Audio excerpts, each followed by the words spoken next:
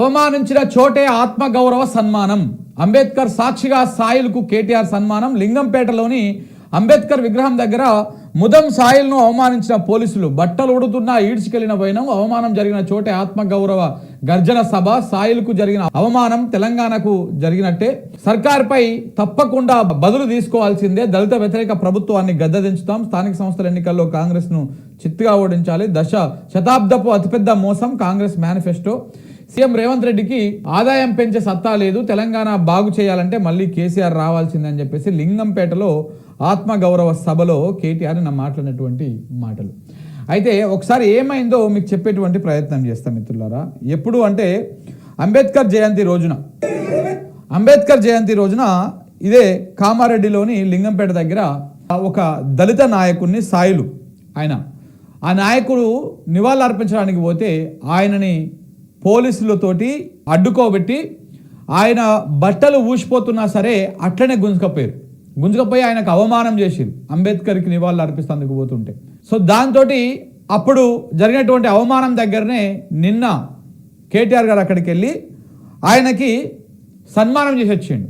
సన్మానం చేసి కొంత గవర్నమెంట్ మీద గట్టిగానే మాట్లాడొచ్చారు. ఏం జరిగిందో ఒకసారి చూద్దాం. ఆ రోజు ఏప్రిల్ 14 తారీఖున జరిగినటువంటి సన్నివేశం ఒకసారి ఇక్కడ చూడండి.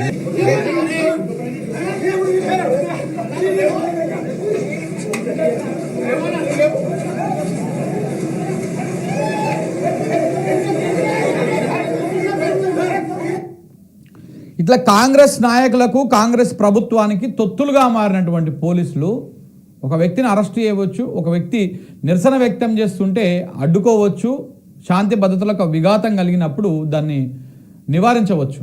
కానీ మరీ ఇంత కర్కోశకంగా మరీ ఇంత నీచంగా చేయాల్సినటువంటి అవసరం లేదు.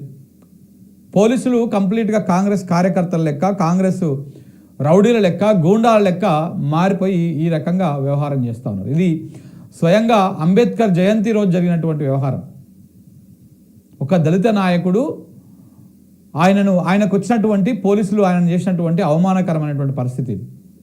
దీని మీద నిన్న కేటీఆర్ గారు అక్కడికి వెళ్ళి ఆ రోజే కొంత సీరియస్గా అయ్యారు. తర్వాత నిన్న అక్కడ ఆత్మగౌరవ గర్జన సభ అని చెప్పేసి ఒక సభ పెట్టారు. ఆ సభలో ఎక్కడైతే అవమానపరిచారో అక్కడనే ఆయనని సన్మానం చేశారు. ఒకసారి అది కూడా చూడండి. ఇక్కడ మీరు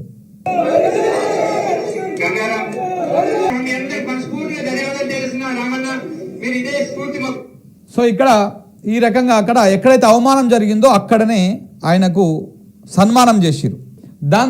అదే వేదిక మీద నుంచి చాలా మంది మాట్లాడారు. అంతకంటే ముందు ఆ నాయకుడి దగ్గరికి వెళ్ళి భోజనం చేసి ఒకసారి ఆ వేదిక మీద ఏం మాట్లాడారు చూడండి.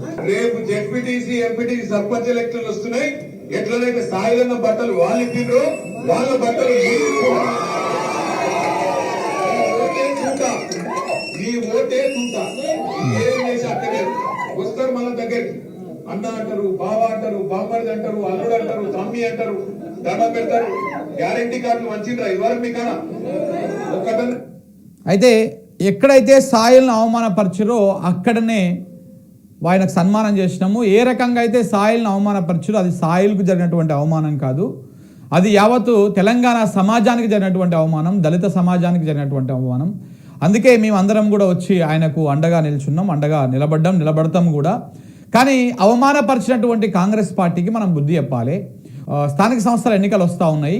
ఆ ఎన్నికల్లో కాంగ్రెస్ పార్టీకి బుద్ధి చెప్పాలి. ఏ రకంగా బుద్ధి చెప్పాలి? ఓటు రూపంలో బుద్ధి చెప్పాలి. నీ ఇంటికి మళ్ళీ అక్క, అన్న, తమ్ముడు అనుకుంటూ వస్తారు. వచ్చినప్పుడు వాళ్ళకు బుద్ధి చెప్పాలి అని చెప్పేసి నిన్న అక్కడికి వెళ్ళి పిలిపివ్వడం జరిగింది.